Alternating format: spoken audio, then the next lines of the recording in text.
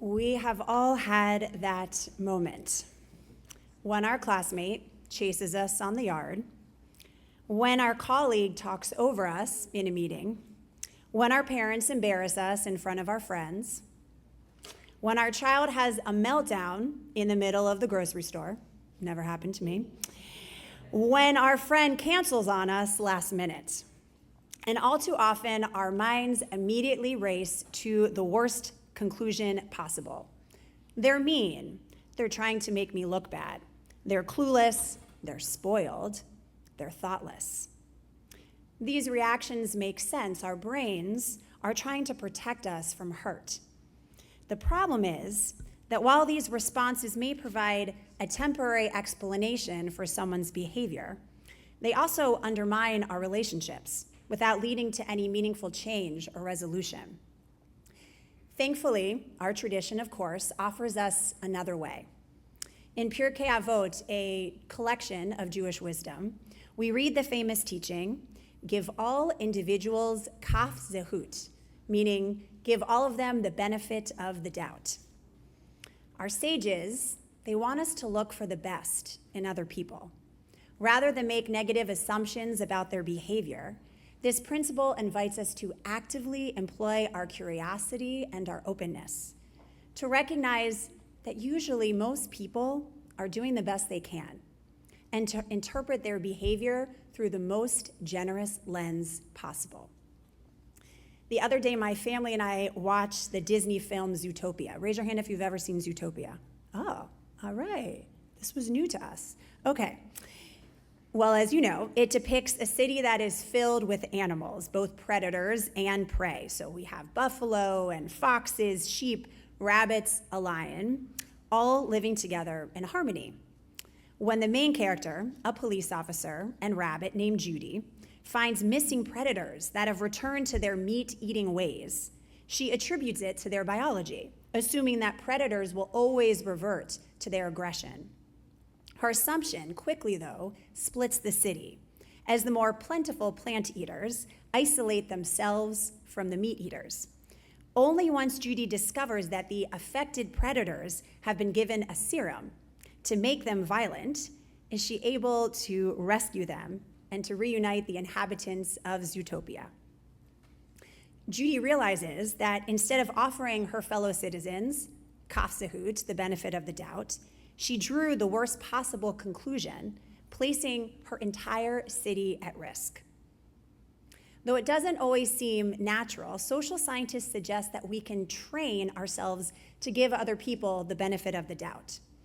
Dr. Rangan Chatterjee explains that just as we might go to the gym to strengthen our muscles, or meditate to strengthen our mindfulness, or practice to strengthen our baseball skills, we can bolster our social muscles as well.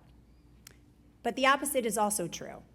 When we view another person or a situation with the worst assumption, it generates emotional stress in our systems, continually assuming that that driver who cut you off is a horrible person trying to harm you, or that your child is intentionally not doing their homework to frustrate you, or that your friend isn't coming to your birthday party because they don't care about you.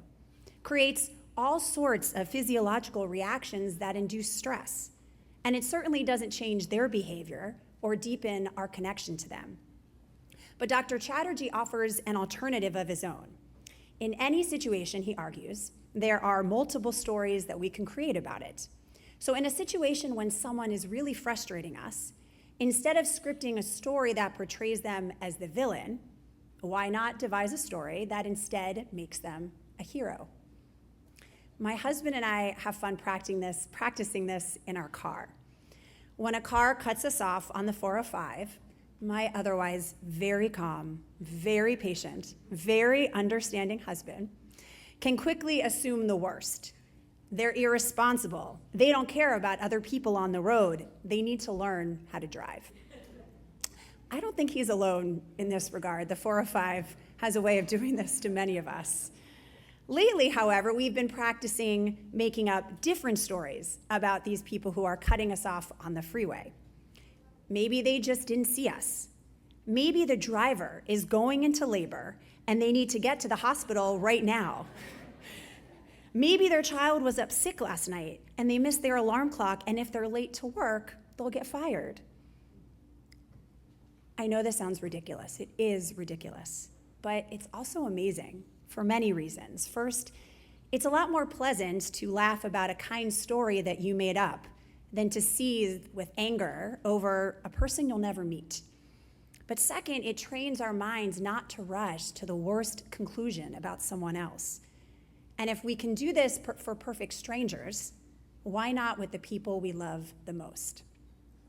When we grant others kafzahut, the benefit of the doubt, we open the door for even the smallest possibility that there's information that we don't know, allowing for curiosity about what else might be going on and leaving room for repair. Maybe our partner is acting short with us because they had a really hard day at work. Maybe our friend isn't texting us back because there's something going on with their family. Maybe our sister or our brother keeps annoying us because they just want to be included and play with us. That doesn't mean that we have to approve when others hurt us or simply accept their behavior and give them a free pass. Actions have consequences, and we do get to decide when we've reached our limits.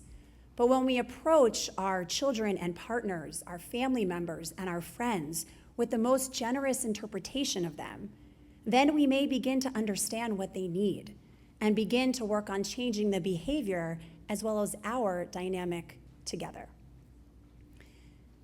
The Torah tells the tale of a famous sorcerer, Balaam, who is hired by an evil king to curse the Israelites.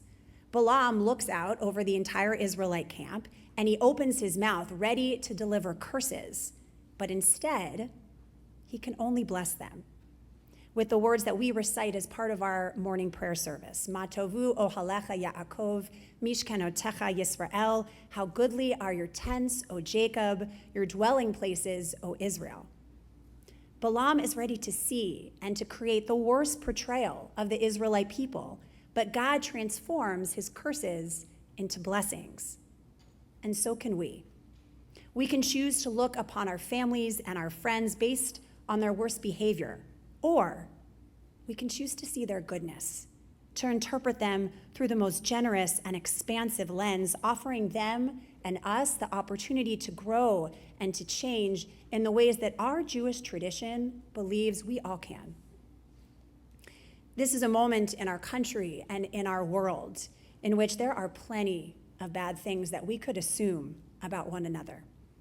But when the world around us feels adrift, we can begin at home with our own families and with our own communities by imprinting a new perspective of generosity of spirit towards one another, allowing each of us to become the most kind and giving and loving parents, siblings, partners, colleagues, classmates, friends, and citizens that we all yearn to be. In this new year, may we search for and may we inspire the best in one another. Shana Tova.